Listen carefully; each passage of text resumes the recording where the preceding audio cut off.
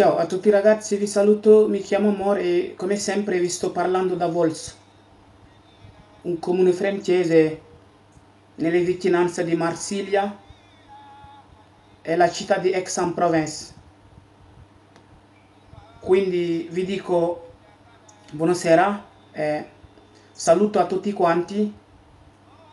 e vi ringrazio anche per averci seguito. Oggi, come lo sapete ragazzi, 3 giorni fa noi abbiamo parlato della bozza del DPCM di agosto. Oggi praticamente abbiamo anche davanti con noi il nuovo DPCM di agosto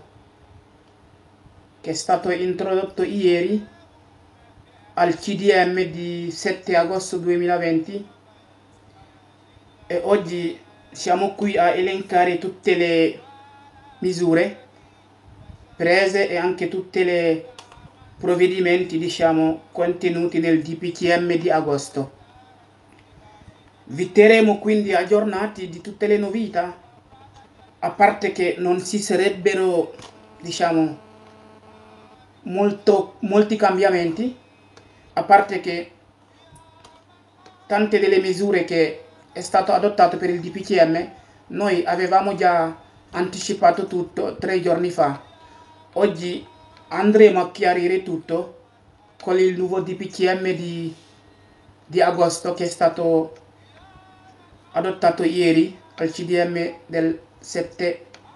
agosto 2020. Vi saluto tutto e proviamo quindi a elencare tutto qui con voi. Prima vi dico che era un consiglio del ministro, diciamo, alla guida c'era il primo ministro, diciamo, Giuseppe Conte, c'erano anche la ministra del lavoro Nunzia Catalfo,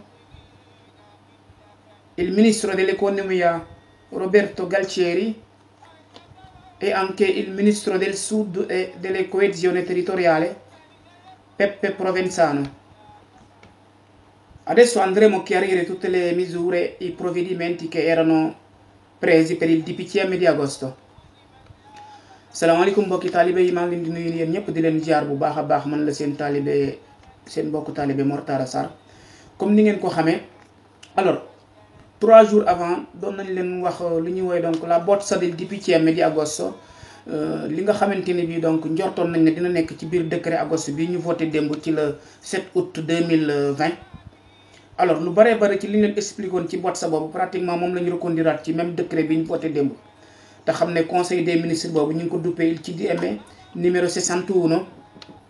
Giuseppe Conte jiite woon ko ak Roberto Galtieri bi yor wàllu économie, la signora Nunzia Catalfo del lavoro ak il ministro del sud e delle coesione territoriale ñu koy wax Peppe Provenzano. alors pratiquement changement yi bariwul, à part que am na ay mesures yu bees yu ñu ci dolliwaat. donc dañ leen di ñëwal lu mu gën a gaaw rek ci décret boobu ñu voté démb ak li nekk ci biir. Conte mi ngi ko commencé pour donc xam le ne état d'urgence bi ba tey moo ngi nekk en vigueur et que mesures yi ñu jëloon ci weer yu passé yi rek moom lañ jëlaat jëm ci ba tey il divieto di assembramenti, maanaam dajaloo bu bare bi dañ koy bañ. l'uso delle mascherine ba tey moo ngi en vigueur, nei luoghi chiusi ak donc li ñuy woowe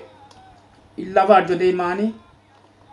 yooyu yëpp ba tey moo ngi en vigueur comme ni ñu ko waxee woon ci décret yu jëkk yi. alors loolu mooy li gën a fees ci li nga xamante ni donc il présidente Conte njëkkee na ko ubbee pour développer ko lu ñuy woowee donc il DPCM di agosto. ñu jàll ci mesures yi nga xamante ni donc ñëw na ci décret boobu noonu ñu koy woowee il DL di agosto, nga xam ne lu ëpp ci mesures yooyu tey mi ngi jëm ci wàllu fisc bi. taxes yi wàññi nañ ko bu baax a baax, donc jëm na ci ay mesures yoo xamante ne bi aussi mesure de soutien la pour yenn ci famille yi ak imprese ak laboratoire yi nga xamante ni bi donc situation bi dafa xawoon na métti ci ñoom durante l'evento del Covid-19. alors fu ñuy njëkk rek mooy ci biir décret agosto bi. alors am nañu lu ñuy woowe la proroga della cassa di integrazione, waxoon nañ leen ko ci bozza bi. alors cassa di integrazione boobu donc prolongé nañ ko ba yeneen 18 mois yoo xamante ni donc 9 plus 9 la, et que dina dem donc dina nekk en vigueur ba pratiquement mën nañ ne la fin du mois de décembre. ci biir proroga boobu alors ñu ngi xamle ba tey ci biir décret bi ne am na lu ñuy wooye sgravi per chi richiama il dipendente. alors dina am lu ñuy wooye taxe fiscale boo xamante ni bi à 100% lay doon mooy contributi ak IRPEF versement yi per il lavoratore yëpp dinañ ko teggil bépp lavoratoire bépp maanaam agenda wala impresa wala dita boo xamante ni bi donc woowaan nga ci say liggéeykat pour ñu ñëw liggéey si dinañ la ko teggil. ñu nekkoon case d'intégration woowaan nga leen dinañ la teggil maanaam pour 4 weer pour 4 mois 100% ci versement yoo doon def pour lavoratore bi. loolu aussi bokk na ci biir décret bi ginnaaw bi nga xamante ni donc prolongé nañ la cassa integrazione per 18 mesi 9+9. am na ba tey lu ñuy wax los gravi di 100%. boobu ba tey moo ngi jëm ci datore di lavoro yi nga xamante ni bi donc dañoo assumer nit jamono ji à contrat indéterminé dinañ leen teggil taxe bi à 100% pour 6 mois yoo xamante ni donc duñ fay contributi duñ ko fay lavoratore bi. loolu aussi bokk na ci décret bi. alors ci biir décret bi ba tey am na lu ñu woowee donc la proroga per il blocco dei licenziamenti ni ko la legge Cura Italia indee woon il decreto di rilancio indi ko. alors il decreto di agosto anche indiwaat na lu ñuy woowee la proroga dei licenziamenti ba décembre ba fin décembre. mais loolu it ba tey am na ay mesures yuñ ci dolli mooy bépp agenda wala datore di lavoro wala impresa boo xamante ni wala dita boo xamante ni bi jamono ji yaa ngi continuer di jël lu ñuy wooye donc la cassa integrazione jëm ci say liggéeykat donc yow doo mën a licencier benn dipendente fii ba le 31 décembre 2020. loolu aussi indi woon bras de fer bu méttee métti ci biir majorité bi mais juboo nañ ci kàddu ne licenciement yi dañ koy bloqué pour agenda wala datore di lavoro boo xamante ni bi wala impresa boo xamante ni bi rek jamono ji donc yaa ngi continuer ba tey di utiliser lu ñuy wooye la cassa integrazione doon mën a licencier kenn fii ba le 31 décembre 2020. alors ñu jàll ci li ñuy wooye bonus lavoratori stagionali dello spettacolo lavoratori intermittenti autonomi privi di partita IVA waxoon nañ leen ko ci boîte sa bi 3 giorni fa. ba tey ci décret août bi yokkaat na li ñuy wooye donc il bonus 1000 € ak 600 €. bonus 1000 € bi moom mooy pour stagionali del turismo et dei stabilimenti termali dinañ leen ko yokkalaat pour weeru mai weeru juin ak weeru juillet. alors geneen catégorie gi ñuy yokkalaat mooy li ñuy wooye donc lavoratori intermittenti mooy ñu am contratto a chiamata ak lavoratori autonomi privi di partita IVA ñiy def lavoro autonome te yoruñu partita IVA ak incaricate alle vendite a domicilio ñooñu tamit dinañ leen yokkalaat bonus boobu noonu fayaat leen ko ci weeru juin ak juillet pour weer bu nekk 600 €. donc bonus 1000 € bi lavoratori stagionali e dei stabilimenti termali yi ñu fayoon dinañ amaat lu ñu wooye proroga per yeneen ñaari weer bu nekk 1000 € di juin ak juillet ak travailleur ñiy liggéey donc nel settore dello spettacolo. alors ñu ñëw ba tey ci biir décret boobu indi na lu ñuy wooye proroga della NASPI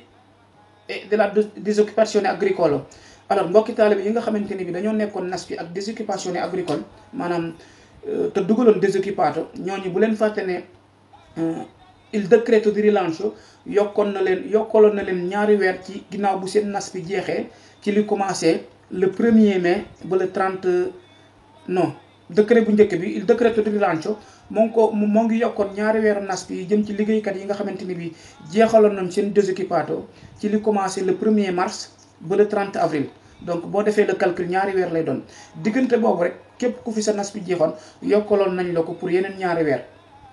d'ailleurs ñi amoon réquisites yi sax commencé woon nañ leen a fay depuis le 31 juillet 2000 bii passé IMS versel na donc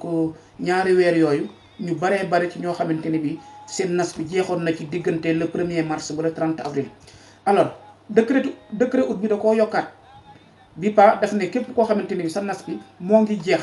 ci li commencé le 1er mai ba le 30 juin ba tey ñaari weer la diggante espace boobu ku fi sa NASPI jeex yokkalaat nañ ko ba yeneen ñaari weer. ñu fàttali ne rek mooy ñaari weer yooyu IMS daf koy dajale defal la ko benn tantum maanaam defal la ko benn paiement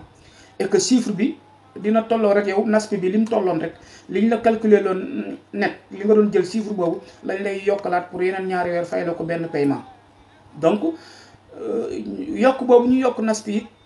ci ñi ko jeexal à partir du 1er mai ba le 30 juin ba tey ci biir décréto di agosto bi moo ngi xam ne ñi ko njëkkoonoo amit ba tey ci lañ bokk, ñi ko njëkkoonoo yokkal ba tey ci ñaari weer yi lañ bokkaat.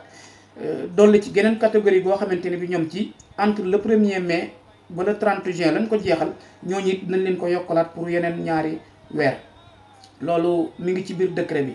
alors décret bi ba tey indiwaat na lu ñuy wooyee la proroga del reddito di emergenza. xam ngeen ne reddito di emergenza moom la legge Cura Italia indi woon ak il decreto di rilancio, nga xam ne demande yi démarré woon na depuis mois de juin te mi ngi jeexoon ci 31 juillet bi ñu génn. alors ci biir décret août bi nag yokkaat nañ li ñuy wooyee reddito di emergenza, yokkaat nañ durée bi ba le 15 octobre. dolliwaat nañ ci beneen weer boo xamante ne bi 400 euros lay doon, ça dépend ci kenn ki ko doon laaj, nga xam ne sa ISEE unique la yow kese la, donc chiffre bi dina toll ci 400 euros. bu fekkee famille la donc chiffre bi moo ngi nekkoon ci, ça dépend ci nucleo familiare bi 840 euros. décret août bi donc yokkaat na reddito emergenza bi. loi bi donc nee na képp koo xamante ne bi jëloon nga ko te jotoon koo amaan nga beneen weer pour 400 euros dinañ la ko fayaat incha allah. képp koo xamante ni bi amoon nga réquisites yi te defagoo ko ci biir décret bi nee nañ permettre nañ la nga gaaw def demande bi fii ba le 15 octobre balaa muy jeex. bu ko defee dinañ la fayaat beneen weer boobu noonu, donc kon day daal di nekk ñetti weer. ñi ko njëkkoon a laaj te am ñaari weer yi beneen weer dina ci dolleeku, ñi ko laajagutoon it buñ ko laajee dinañ leen joxaat ñetti weer yooyu nga xamante ne bi yokkaat nañ ko ba le 15 octobre. li ñuy wooye donc il reddito di emergenza. alors ba tey décret bi indi na lu ñuy wooyee ampliamento per gli assegni di invalidità civile a 100%. alors xam ngeen ne am na fii Italie lu ñuy wooyee invalidità civile, maanaam jëm ci ñi nga xamante ni bi dañoo am donc invalidità bu leen di téye liggéey à 100%, mënuñoo liggéey donc te INPS doon leen verser pension boobu mu tolloon ci 285 euros. alors somme boobu ci biir décret bi yokkaat nañ ko ba 648 euros jëm ci képp koo xamante ni bi rek am nga invalidità civile à 100%, buy wane ne maanaam mënoo liggéey, moo xam nga am benn laago wala nga nekk ci chaise à rotelle wala peut-être say bët gisut wala nga am daal loo xamante ni bi yow assegno di invalidità civile la INPS doon la ko fay te chiffre bi tolloon ci 285 euros. décret agosto bi ñëw na yokk ko ba 648 euros bu fekkee c'est certifié à 100% que ne invalidità bi donc teel na laa liggéey. loolu aussi xamle nañ ko ci biir décret bi te dina tolloog li ñuy wooyee 13 mensilità, maanaam dinañ la ko fay pour 13 mois et que mi ngi démarré ba tey ci à partir de nit ki koy jël bu amee 18 ans jëm kaw. bu nekkee majoré na rek am 18 ans jëm kaw rek dina am droit ci assegno invalidità boobu. bu fekkee donc am na luy certifié ne moom am na invalidità civile, donc bu ko tee liggéey dinañ ko yokkal chiffre boobu ba 648 euros ak lu ñuy wooyee assegni e pensioni di invalidità civile. alors am na ba tey lu ñuy wax 30% di costo del lavoro al sud. xam ngeen ne provvedimento boobu ki ñu ko dénkoon mooy il ministro del sud e delle coesione territoriale, ñu koy wax Peppe Provenzano. alors ci biir loolu jël nañ ay dogal wàññi à 30% lu ñuy woy donc sgravi fiscali per imprese e aziende del sud. à partir du 1er octobre donc 2020 jël nañ ay mesures yoo xamante ne bii imprese yi ak ditta yi ak azienda yi nekk sud ba tey liggéeyloo ay nit dinañ leen wàññil taxe yi ñuy fay pour 30%. jëm ci laboratoire bi dinañ leen ko wàññil. mesure boobu dina dugg en vigueur à partir du 1er octobre 2020 incha allah. moo ngi concerné ba tey agenda yi nekk sud ba foofu sax Conte moo ngi fi indi ay leeral di xamle ne du mesure yu ñu jël pour diviser Italie wala dara, mais incha allah bu ñu paree foofu dinañ jëlaat yeneen mesures yoo xamante ni donc mesure de cohésion lay doon. incha allah Italie gépp ñoo koy bokk, mais lii daal ñu ngi ko jagleel donc agenda yi nekk sud ba, imprese yi ak ditta yi ak lu ñuy woowe donc d'État yi waaw 30% daal dinañ leen ko wàññil ci taxe bi ñuy fay jëm ci laboratoire bi ñuy liggéeyal ak taxe bi ñu doon fay. alors loolu mesure boobu dina nekk en vigueur le 1er octobre 2020 ñu jàll ci leneen lu ñu woowe la proroga per les moratoria sui prestiti e mutui. alors proroga bu ngeen ko déggee xam ngeen ne mooy lu ñuy woowe donc lu ñu yokk donc taxe bi nga xamante ne bi dañ koo ajoon jëm ci moratoria yi nga xamante ne bi donc ay taxe la woon te la legge Cura Italia ajoon ko ak il decreto di rilancio suspendroon ko ci biir décret août bi ñoo ngi xam ne alors suspension boobu wàcce nañ ko mais gën nañ koo alléger it maanaam alléger bi mooy bépp mesure boo xamante ni bi jëloon nañ ko mu nekkoon ci proroga de la moratoria sui prestiti ak mutui maanaam nga xam ne dañoo ajoon yooyu prestito mutui ak per piccole e medie imprese maanaam anche borom partita IVA yi doon liggéey ci imprese et tout taxe yooyu ñu leen ajaloon ba tey yokkaat nañ ko ba le 31 janvier 2021 pour donc ajal leen taxe yooyu bu date boobee incha allah ñu mën koo fay. alors ñu ñëw ba tey ci fisc xam ngeen ne ba tey ci décret août bi indi na mesures yu bare it jëm ci wàllu fisc bi mooy taxe yi nit ki war a verser et tout. alors ci biir décret août bi gouvernement bi moo ngi xam ne mesure fisc yi ñu jëloon pour versement yi nga xam ne dañ koo suspendroon jëm ci weeru mai avril ak mars alors wàcce nañ ko donc ci biir décret août bi gouvernement bi moo ngi xam ne versement yooyu nga xam dañ koo suspendroon jëm ci fisc maanaam taxe yi nga xamante ne bi donc nit ki waroon na koo fay moo xam nit la wala agenda wala lu mën di doon nee nañ taxe boobu donc xaaj nañ ko pour ñaari xaaj bu njëkk bi donc dinañ la permettre à 50% ci totalu li nga waroon a verser nga fay ko balaa le 16 septembre 2020 ci biir fay googu mën ngaa fayandoo lépp bu la neexee boo ko amee bu la ko sa situation permettre bu la neexee it mën nañ la ko defal 4 ratés yoo xamante ni bi ratés yëpp ñooy tolloo même somme boo ciy fay te loolu premier pagamento bi ñu ngi lay laaj nga demander nga def ko balaa le 16 septembre incha allah yeneen 50%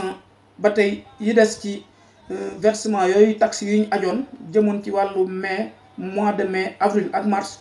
nee nañ yeneen 50% yooyu ba tey mën nga koo fay maximum ba 24 ratés ginnaaw boo fayee ba pare yeneen 50% yi ci des mën nga koo fay ba 24 mois yoo xamante ni bi du am benn sanction wala benn maanaam intérêt buñ ciy teg alors mën nga koo fay ci 2021 bi lay démarrer te dinañ la ko defal mu nekk 24 mois kon daal li ngeen ciy jàppe mooy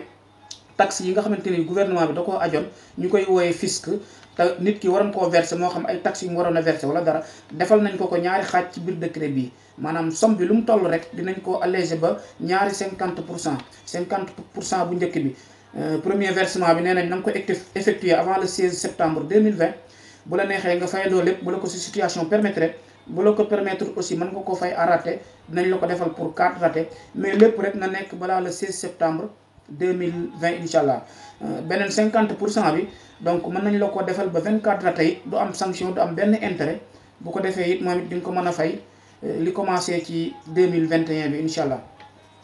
alors ñu ñëw ak yéen ci leneen loo xamante ne bii nekkul ci biir décret bi mais donc provvedimento bu Union européenne jël concerné donc pays européens yu bëri ñu koy wooye il voucher bonus 500 euro per internet tablette et PC. alors loolu mesure bu Union européenne jël la jëm ci bonus boo xamante ne bi moo ngi toll ci 500 euros pour koo xamante ne bii rek maanaam nucleo familiare boo xamante ne bi tey yaa ngi Italie wala single te sa ISEE matut 20 000 euros bu boobaa donc di nga am bonus boo xamante ne bi dina toll ci 500 euros te bonus boobu nee nañ ci ñetti fànn yi rek nga ko mën a utiliser mooy maanaam xëcc ci internet ci sa kër wala nga jënd ci ordinateur wala nga jënd ci tablette. alors noonu la ko loi bi indee voucher boobu nag nga xam ne Union européenne moom moo ko voté pour donc dëkk yu bari ci Europe bi te Italie bokk ci dina nekk en vigueur à partir de septembre donc ku bëgg a def demande bi di nga ko def à partir de septembre. alors leneen liñ ci dolli rek mooy li jëm ci per la proroga della NASPI INPS commencé woon naa fay ñaari weer yu njëkk yi nga xamante ne mi ngi ko appoon ci 1er mars ba le 30 avril ñu bëree bëri versé nañ leen ko depuis le 31 juillet bii passé loolu aussi ñu fàttali ko nit ñi mu leer nañ leneen li ci des mooy mbokki taalibe yu bëri dañ ma ciy laaj mooy li ñuy wooye donc pagamento per il boni 600 euro yi nga xamante ni la legge Cura Italia indi woon na ko ak il decreto di rilancio. xam ngeen ne xaalis boobu mbokku taalibe yu bëree bëri amuñu woon li ñuy wooye li IBAN ba tax na ñu bëree bëri ñu defoon demande bi dañuy defoon li ñuy wooye il bonifico domiciliato nga xam ne bu la accepté les demande bi IMS da lay envoyé lettre wala mu envoyé le message ne la xaalis bi moo ngi ci office postale boo yóbboo sa document ak message bi di nga ko jot. xam ngeen ne xaalis boobu IMS daf koo appaloon durée boo xamante ne bi moom lay def ci poste bi te durée boobu moo ngi nekkoon le 3 juillet 2020 donc mbokki taal yu bëree bëri fi ne nii ñu nekk Sénégal ak ñu nekk ci biir réew mi mën a gunoo jot ci seen xaalis boobu ndax bonifico domiciliato lañ defoon donc amuñu woon IBAN te jamono ji xaalis bi IMS versé loon poste délai boobu bu jotee te nit ki ñëw jël si ko xaalis bi day delluwaat IMS donc ñu am problème boobu yëpp ma leen di wax ne mën nañoo woote IMS joxe seeni filiation wala ñu demal IMS direct ci seen bopp buñ demee rek incha allah IMS dina leen jox ay notification dina leen wax nan la ñuy def incha allah ba jot seen xaalis boobu nga xamante ne bii fayoon nañ leen ko te mën a gun cee jot ndax amuñu woon IBAN te dañu defoon lu ñuy wooye donc il bonifico domiciliato te délai bi nga xamante ni bi moom la IMS waxoon ne xaalis boobu moom lay def ci office postale yi délai boobu moo ngi waroon a jeex le 3 juillet 2020 donc koo xamante ne bi problème boobu am nga ko rek mën nga woote IMS joxe sa filiation sa carte sa codice fiscale ak say filiation bu ko defee donc dinañ la wax nooy def ba jot ci sa xaalis boobu nga xam ne moo ngi woon poste italien yi te léegi IMS delloo ko pratiquement poste delloo ko pratiquement IMS. alors loolu daal moom moo gënoon a leer ci décret bi yaakaar naa décret bi lépp li mu indi woon jëm ci laboratoire yi famille yi agenda yi yëpp amul dara lu ñu leen bàyyil tënkal nañ leen lépp donc loolu mooy li jotoon a nekk ci biir. alors leneen li ñuy dolli rek mooy des fois dañuy def vidéo boo xamante ni pratiquement olof la ñuy wax lépp tënkal ko mbokki taalibe yi donc yaakaar naa ñun ñëpp dégg nañu olof mbokki taalibe yi nekk ci biir Italie mais ba tey day am ay mbokki taalibe yoo xamante ni bi ñoom il faut que ñu woo la téléphone te buñ la wooyee téléphone li ñu lay laaj mooy yow li nga wax ci vidéo bi. je pense que tey ku déglu vidéo bi rek yow foo féete rek ak mesure ba la ci war a mën a concerner rek di nga ko war a xam leeral nañ ko ci biir du jar tamit ñu lay woo téléphone te buñ la wooyee téléphone alors li nga détaillé ci vidéo bi rek lañ lay laajaat moo tax aussi ku déglu vidéo bi attentivement rek donc foo féete rek di nga ko war a xam incha allah. loolu rek moom moo gënoon a fës ak xamle mbokki taalibe yi rek ne reddito di emergenza bi waroon a jeex le 31 juillet donc gouvernement bi yokkaat na ko ba le 15 octobre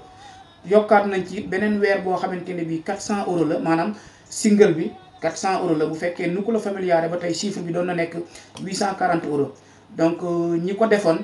yaakaar naa jërut ñuy def beneen demande prolongé waat nañ ko rek ba le 15 octobre 2020 ku defutoon demande bi nag te am réquisites yi moom moo nekkoon nga am ISEE boo xamante ni bi eggut 15000 te nga am résidence en Italie am jëloo benn indemnité ci 600 euro yi wala leneen lu lay IMS bi jox mën nga koo laaj bu fekkee jamono bi laajagoo ko boo ko laajee di nga am donc droit ci ñetti weer yooyu nga xamante ni bi ñaari weer la woon IMS yokkaat na ci beneen weer donc nee nañ képp koo xamante ni bi defoo woon demande bi fii ba le 15 octobre am nga droit pour def demande bi. lii moo gënoon a fes ci il DL di agosto nga xamante ne bi donc démb la ko gouvernement bi adopté jël mesures yi ci nekkoon yëpp donc loi bi dina nekk en vigueur à partir du 10 août 2020 incha allah ñu ngi leen di sant yéen ñëpp di leen gërëm di leen ñaanal jërë ngeen jëf seen mbokku taalibe Mor Talla Sarr